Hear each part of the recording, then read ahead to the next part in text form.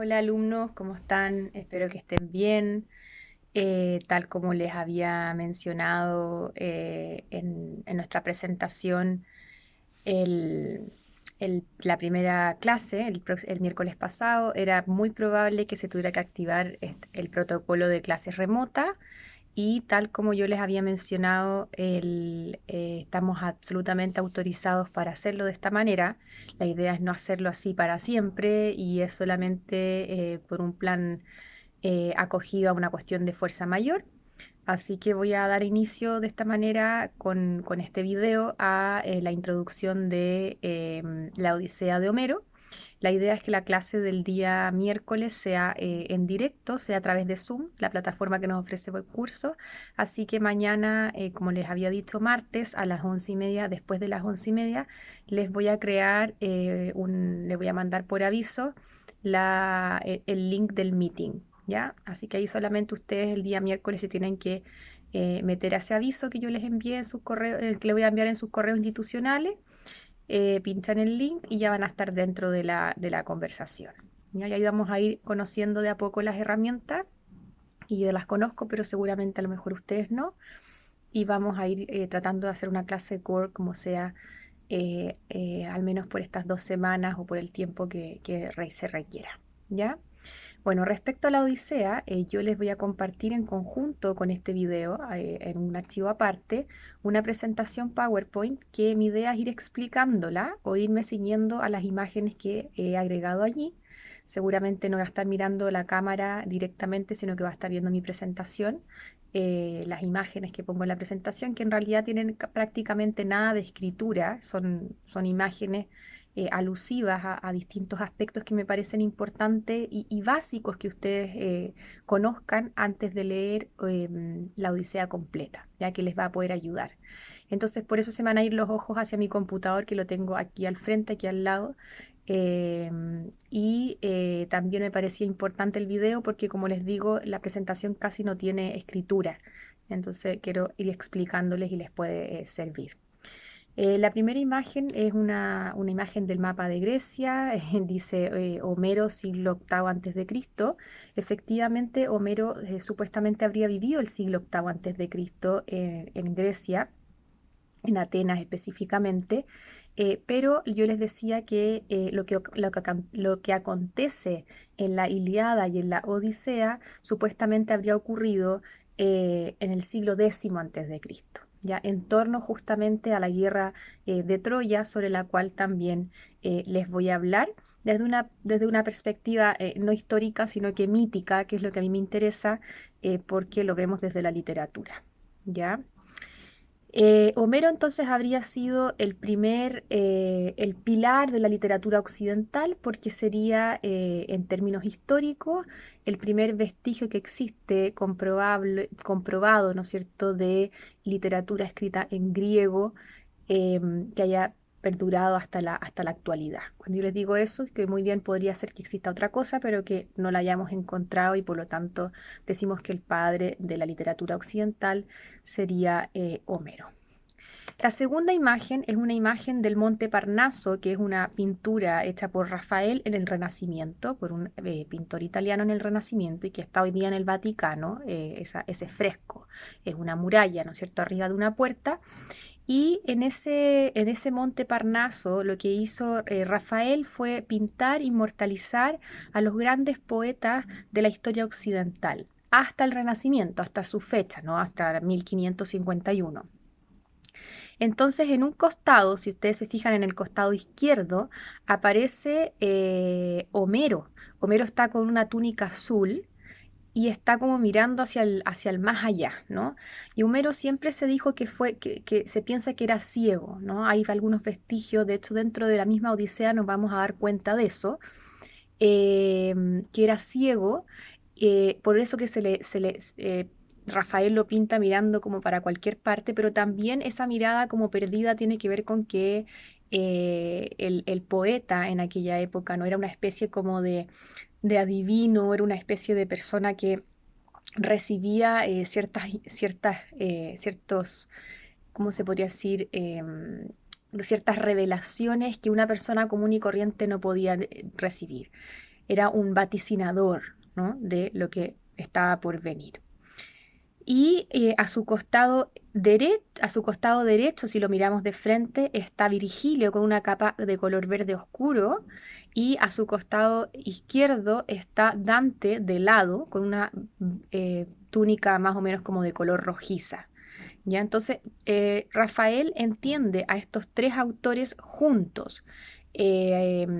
No se entiende ninguno de ellos si no están en conjunto los tres.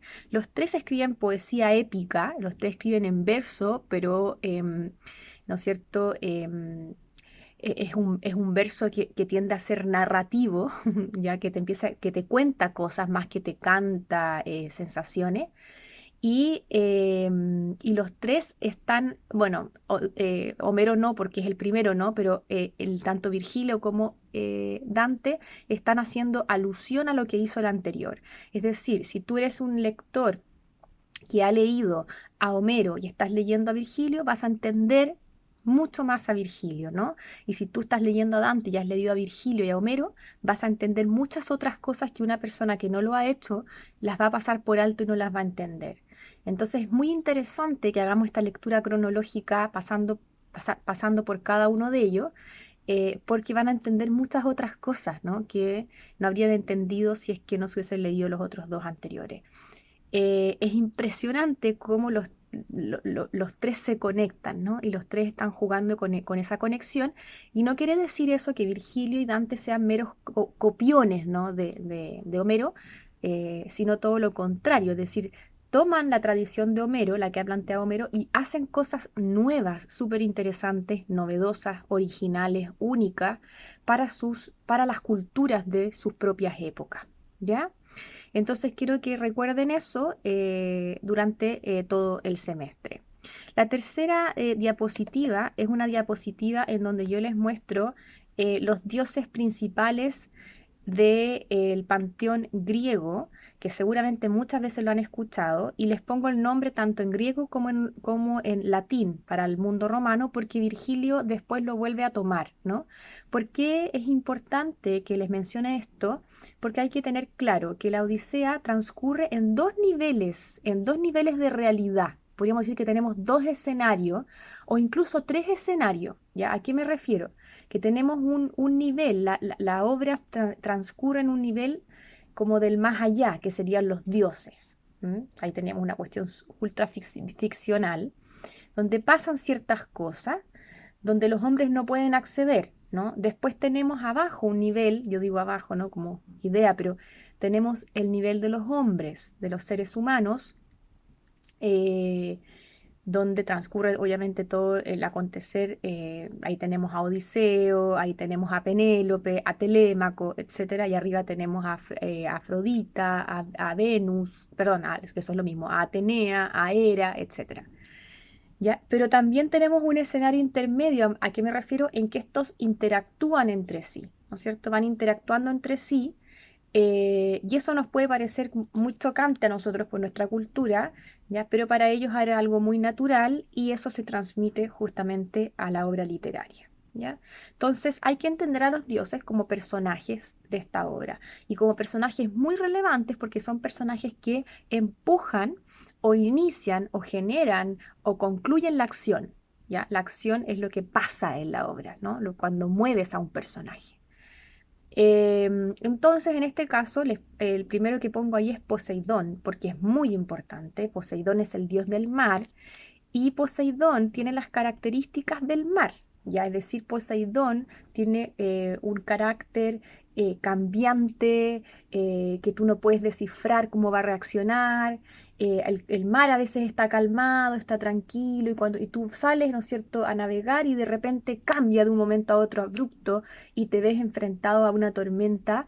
Entonces es un tipo de Dios, ¿ya?, que es muy caprichoso, él reacciona, ¿no es cierto?, de manera muy violenta, y nosotros vamos a poder ver eso en la Odisea constantemente, ¿no es cierto? Poseidón no quiere a Odiseo, ¿ya? Y no lo quiere por algo puntual que ustedes van a descubrir, ¿no es cierto?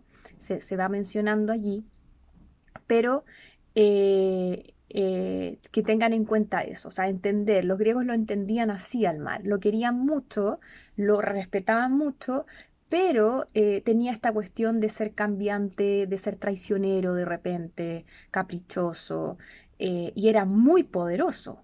Entonces, difícil para otros dioses como bloquearlo, ¿no es cierto? Como bajarle un poco los decibeles, ¿no? Luego tenemos a Zeus, que Zeus sería el padre de todos los dioses, generalmente representado por el sol, que trae la calma después de la tormenta, que es razonable, que es prudente, al cual lo respetan todos los otros dioses, pero igual se le revelan de repente. Entonces ese es Zeus, ¿ya? Por esa razón, ¿no es cierto? A menudo los otros dioses van ante él para pedirle, para solicitarle ciertas cosas, para que interceda por. Está Hades, que Hades va a ser el dios del inframundo, es el dios del más allá, de donde están los muertos. Y cuando hablamos de inframundo, hay que entenderlo no como el infierno que nosotros tenemos en nuestra idea desde el mundo cristiano, de que están los buenos, los malos. No, ya es decir, aquí todos iban al infierno, todos iban al mismo lugar. Entonces vamos a hablar un poquito más de eso eh, eh, a partir cuando estemos haciendo las clases, no más adelante, porque hay un momento en que Odiseo justamente baja al infierno, baja al más allá, y para que sepan, Virgilio después en la Eneida también hace bajar a Eneas al inframundo y Dante vamos a leer a Dante transitando por, o sea, a su personaje transitando por el infierno, ¿no? Entonces ahí vamos viendo cómo se va repitiendo la tradición. Luego está Afrodita, que es la diosa de la belleza, que aquí en la Odisea no tiene mucha relevancia, tiene una relevancia anterior, ya que tiene que ver con el mito por el cual se origina toda la Odisea, pero no con el transcurso de la Odisea misma. Hera es la diosa, ¿no es cierto?, como la esposa de Zeus, podríamos decir, la mamá de todos los otros dioses o la reina, como lo quieran decir, y tiene más importancia en la Eneida, no acá.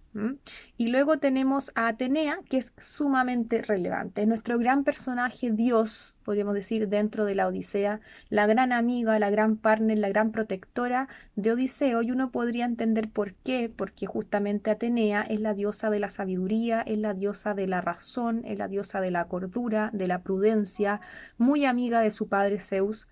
Y justamente Odiseo es un tipo de héroe en donde siempre se enfrenta con esas mismas virtudes, ¿no? Es decir, con el intelecto, con la razón, así es justamente como se mueve, ¿no? Entonces, por eso son amigos. Y otros dioses, en la cuarta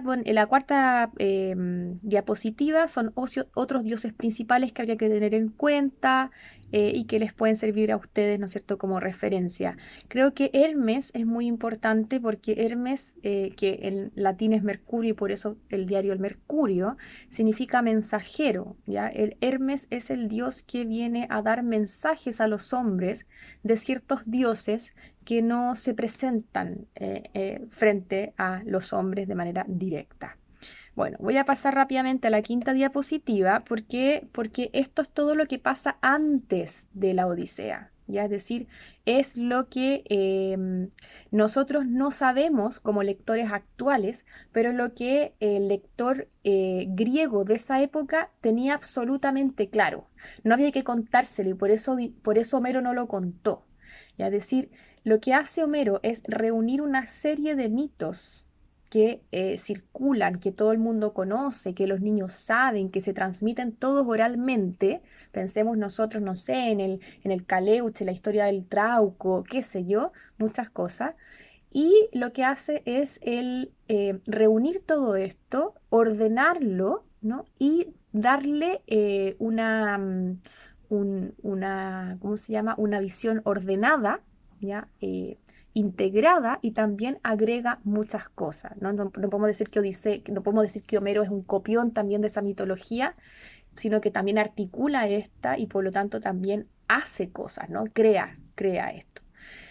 ¿Qué es lo cómo se originó la Odisea? ¿Qué vino antes de la Odisea? ¿Qué vino antes de este gran viaje que hace Odiseo?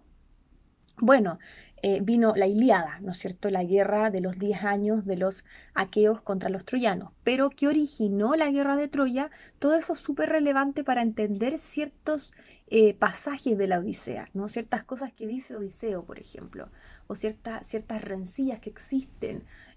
O cuando Telémaco va, ¿no es cierto?, donde Menelao, qué había pasado con Menelao en la Ilíada. Entonces hay muchas cosas que si nosotros no hemos leído la Ilíada o no hemos entendido el mito anterior, no vamos a comprender.